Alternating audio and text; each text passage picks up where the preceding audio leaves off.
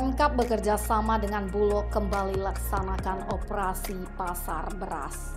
Pemerintah Kabupaten Aceh Tenggara bekerja sama dengan Bulog terhitung Senin 25 September 2023 hingga pertengahan Oktober 2023 melakukan operasi pasar beras di 16 kecamatan. Penjabat Bupati Aceh Tenggara Dr. Andes Syagir MSI mengatakan, Pemkab Aceh Tenggara terus berupaya memperkecil deviasi, kecurangan dalam distribusi beras, sehingga masyarakat disarankan untuk memanfaatkan operasi pasar beras untuk memenuhi kebutuhan.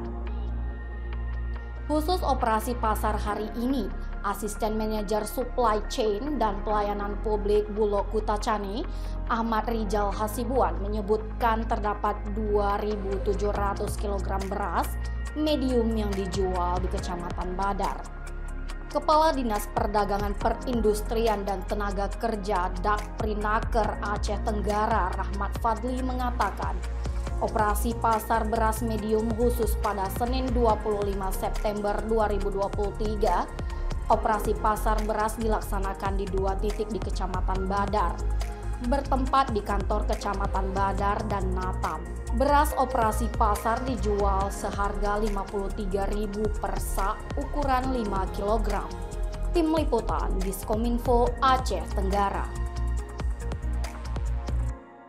Kegiatan ini dilaksanakan secara sinergi kolaborasi bersama sehingga untuk memastikan beras ini dijual dengan harga standar, harga yang di bawah harga pasar malahan, dan ini tepat sasaran.